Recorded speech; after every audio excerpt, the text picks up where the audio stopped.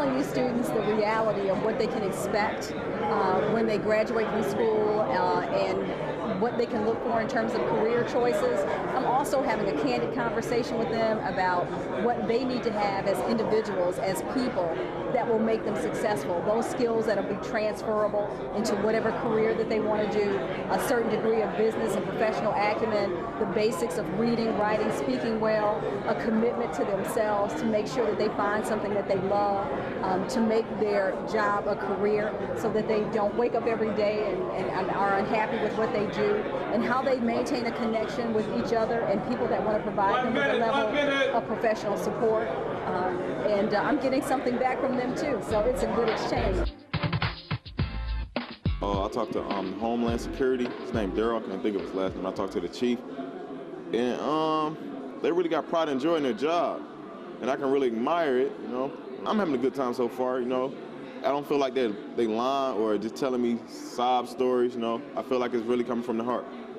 A lot of young people have been asking about, what qualifications. Do I have a mentor? Have I mentored other people? How do you prepare yourself from a leadership standpoint just to be successful, period? So those have been a lot of questions that young people have been. Very thoughtful questions. Very thoughtful questions.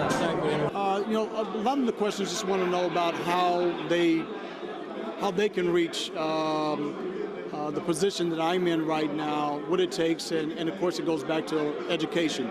And they're asking a lot of questions about education and degrees in this profession as well. This is something that I very much enjoy, and I'm glad we're doing this. We actually have some mentorship programs from our own department, working with some of the schools and students as well, so this just gives us another avenue to work from.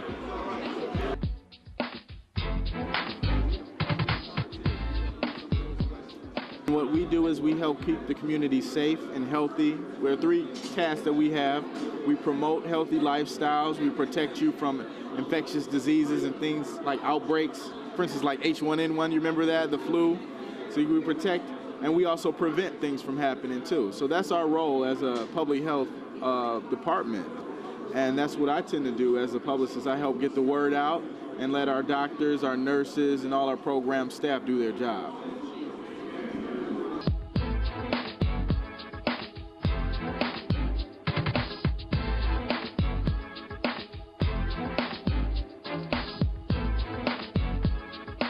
You've heard people say all our lives, working for the city of Detroit is a good employment opportunity. We know that people that come here and they have longevity with the city. So we wanted to share and expose people to every department, from buildings and safety, of course, recreation.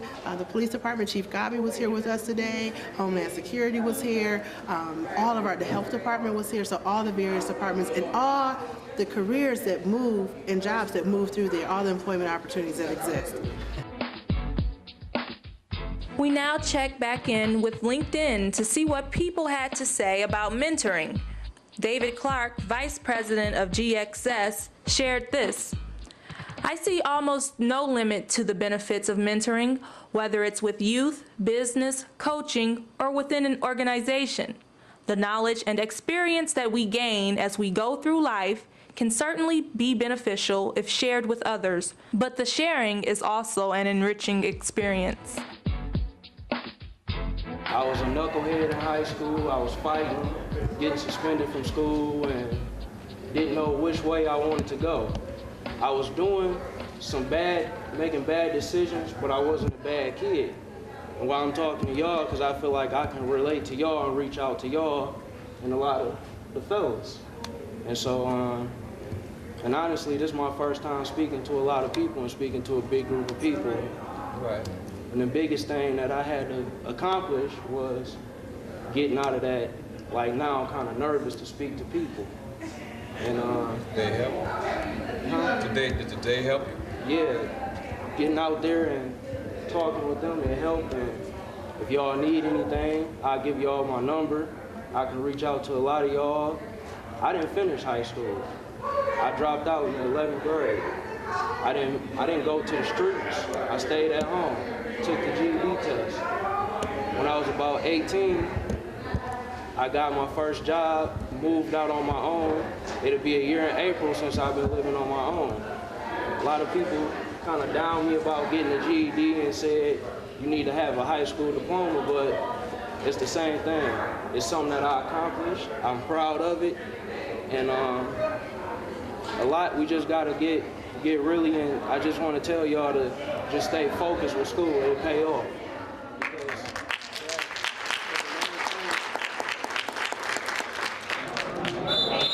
Okay, so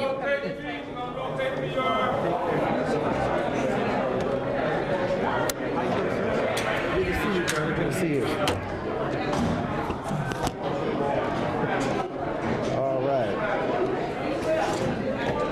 Let's start off by first of all, what's your name? My name is Alan Sims. Alan? Okay, Alan, great.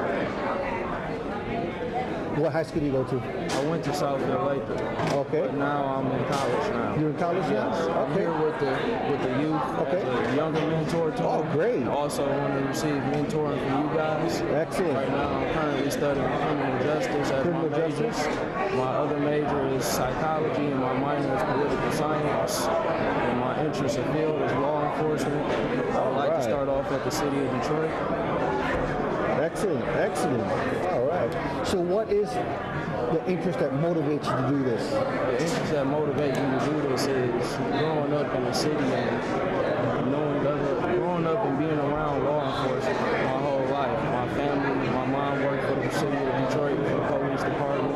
As a kid, she used to take me to the precincts. I used to be with a lot of officers and sergeants and all that type of stuff. Wow. Really, I said it when I was younger, why I want to be a cop when I grow up, but it's not something that really hit me until 11th grade. Okay. It really hit me then, and I noticed that that was my passion. Okay.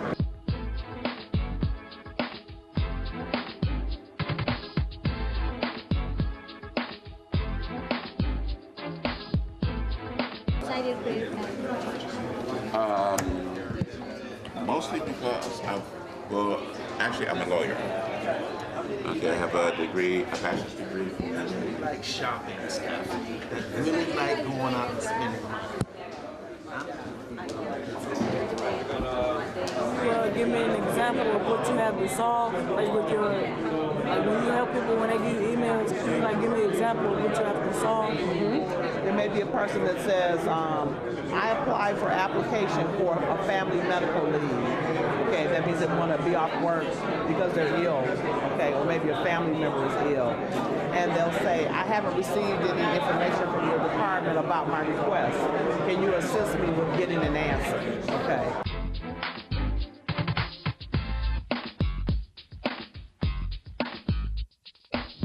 What y'all think? Feedback, it was nice. All right. Learned a lot. Like what? Like stuff that you can gain from it. Okay. Different opportunities, met different people. We need more time to meet Need more time to meet every mentor.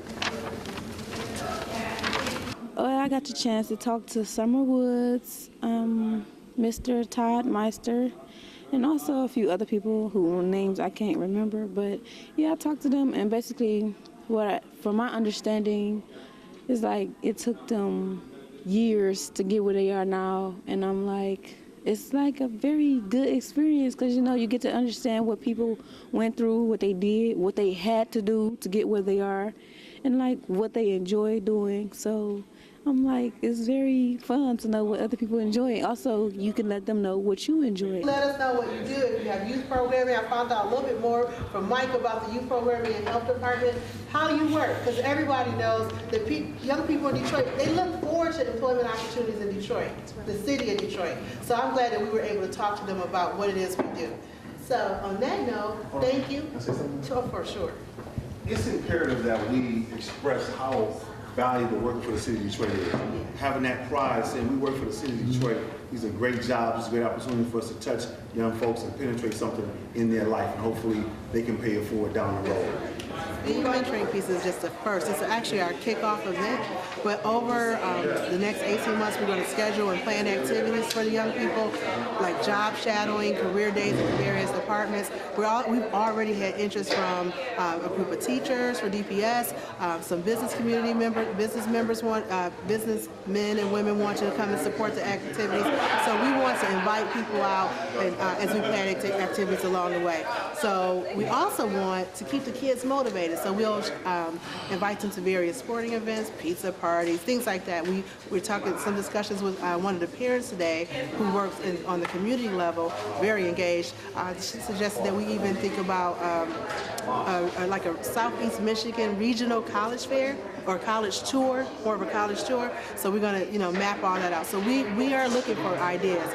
Also, I want to say something too. We have, for those people who are interested in volunteering in the city, they're interested in service. We know Detroit has a strong commitment. Detroiters have a strong commitment to service because of our spring cleanup initiatives and our Angels Night initiatives. We want them to visit BelieveInDetroit.org.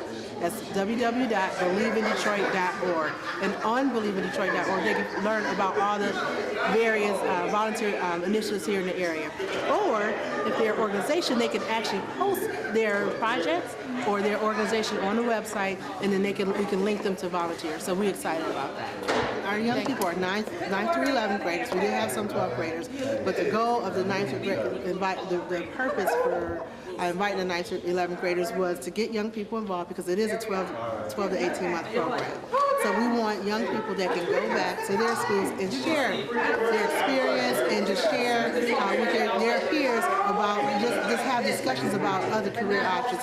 And so the 9th through 11th graders, that's how we chose high schoolers in that particular age group. Some of the 12th graders, we're going to work closely with them because we know they're wrapping up their high school career and see what we could do to help them, with college considerations for different colleges, local colleges, and even across the country. So we want to do that academic preparation, some support in that area as well. So moving forward, for those who want to get involved, how can they go about doing it? But anyone who's interested in TV Mentoring Detroit, again, it is 9th through 11th graders. All the mentoring activities are group activities. They must be a Detroit resident, and they can call the mayor's office, 224-3400, again, that's 313-224-3400, or they can email us at youthlink@detroitmi.gov. They can contact myself, Annie Allington, I'm the Chief Service Officer for the Mayor's Office, or they can contact Benny White, who's our youth liaison. Okay, one more time. 1, 2, 3. And this is the last one. Mike Bridges, yes. One step to your right. To my right. Okay.